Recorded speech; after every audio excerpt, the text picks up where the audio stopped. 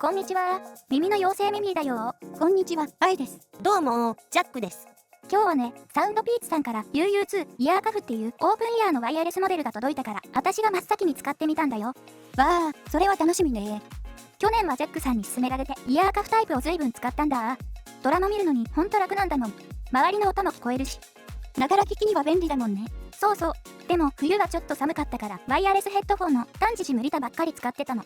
リタは定域がいいからドラマのセリフによく合うんだよ。イヤーカフではイヤーファンクリップとエースパスとエースクリッププロが気に入ってたんだ。エースの方は定域の出方にも結構満足してたんだよ。ジャックさんと基本同じってことね。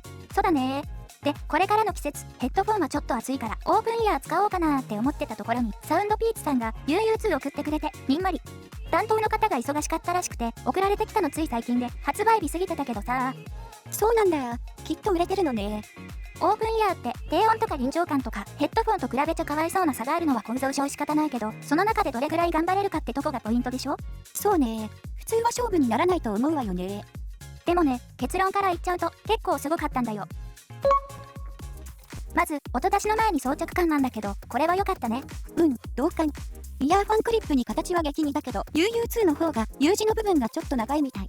UU2 は A 級のニッケルチタン合金ワイヤーを使用しているから柔軟性があっていろいろな耳の形にフィットしやすいんだ。全モデルから U 字型設計も進化して耳への負荷が最小限に抑えられているんだよ。ですよね。長時間つけていても疲れにくかったです。でね、装着時左右がよくわかんなかったんだけど、左右関係ないんだって。これ充電ケースの格納位置と取り出し順で決まるの。蓋を閉じて約10秒経過後に取り出すと左右のチャンネルが適切に再設定されるんだって。私こういうの初めて見た。ちょっと上がるよね。高まる。だから充電ケースにどっちが右だっけとか気にしないでしまえばいいんだよ。ミミィちゃん、だからって右耳に2個つけようとするのはやめようね。バレた？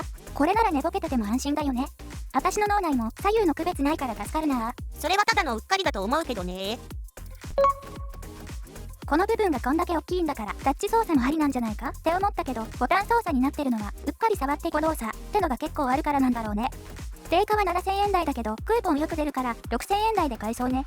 3色展開だから愛が好きそうなブルーを選んだよ。さすがミミィちゃん、ありがとう。充電ケースはサラサラした手触りなんで滑るね。油断してるとスルンって飛んでいきそう。ミミィちゃん、さっきも落としそうになってたわね。油が乗った中トロみたい。ベッドケースに入れるか私がずっと握りしめておくしかないね。中トロは握りしめないでね。早速音出ししてみたんだけど、最初の印象はうわー攻撃きついわーだったんだよね。あら、そうなの？ジャックさん、どうなんでしょう？こんな風にして波形測定してみた。オープンイヤーだから低域が強調されてるのはすぐわかるよね。ほぼ同じ条件で他モデルも測ったから相対比較だけ当てになればと思ってるよ。UU2 だけ見てもよくわからないんでイヤーファンクリップの波形を重ねてみると、イヤーファンクリップで広域のきつさは特に感じないから、こういう部分の差で UU2 の中広域以上がきついと感じたのかな。次にエースクリッププロも重ねてみると UU2 より中広域以上が出てる。でも聴覚上は全然そんな傾向じゃない。エースクリッププロは形が特徴的で条件をちょっと変えないと測定できなかったから、形の似てる UU2 とイヤーファンクリップの比較を参考にするのがベターだろうな。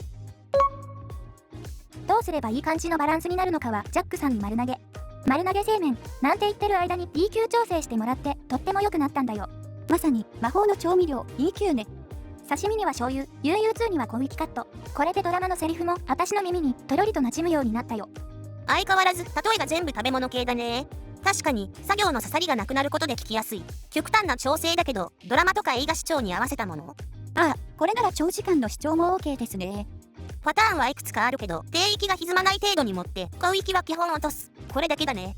アプリはピーツオーディオでもサウンドピーツでも使えたけどサウンドピーツアプリを推奨してる。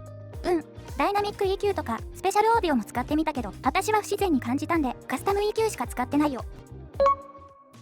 自分好みのバランスを手に入れて使ってみていいなと思ったのが臨場感。かなり没入できるよ。耳を塞がないとは言っても結構耳穴に近いとこに音の出口が来るからね。ヘッドフォンのような密閉感とは違うけどオープンイヤーだからこんなもんかっていう妥協点は軽く超えてる。確かに比較した2モデルとは差があるわよね。UU2 はチタンコーティングされた大口径 12mm デュアルマグネットドライバーを搭載してる。この効果が大きいんだろう。そういえばオープンイヤーに LDAC って必要かって思ってたんだけど SBC 接続で同じシーンを見比べるとやっぱり LDAC の方が臨場感が増してる。つまり音の情報量が多いっていうのが実感できたよ。LDAC だとワイヤレスでもハイレゾ相当の高音質再生が可能だもんね。LDAC にするとゲームモードにならないからレイテンシーが気になると思ったんだけど、スマホと LDAC の組み合わせでは映画やドラマのリップシンク程度ならレイテンシーは全く気にならなかったよ。Windows PC に Bluetooth ドングルつけて接続するより Bluetooth チップがシステムのメインバスに直接つながっているスマホの方が遅延が少ない点がやっぱいいよなーって思った。スマホの方が相性いいのか。ソック、なんか美味しそうな名前だよね。醤油 S、大さじ O、あと何かな。システムオンチップの略だよ、ミミーちゃん。なんだ、食べられないんだ。でも音が美味しいから許す。その他にも機能満載で Bluetooth 6.0 とかマルチポイント接続にも対応してる。その辺は販売サイトを参考にしてもらえればと思うよ。私もスマホで何本かドラマ見てみたけど本当に没入できたわ。というわけでまとめると、サウンドピーツ UU2 イヤーカフ、私的には大満足。最初は広域にびっくりしたけど EQ 調整で自分好みになったらオープンイヤーなのに低音しっかり臨場感もあって、今年の夏はもうこれ一択。ミミーちゃん大絶賛ね。これで夏のお出かけも楽しくなりそうね。そうだね。耳が開いてるから屋台の呼び込みの声も聞き逃さないし。あ、ジャックさん、クーポン使って浮いた予算で美味しいもの私のメインバスに直結していいよ。あはは、それは注文って言うんだよ。まあ頑張ったご褒美に後で食べに行こうか。やったー。サウンドピーツ UU2 イヤーカフ、みんなもぜひ試してみてね。じゃあまた次の動画で会おうね。バイバイ。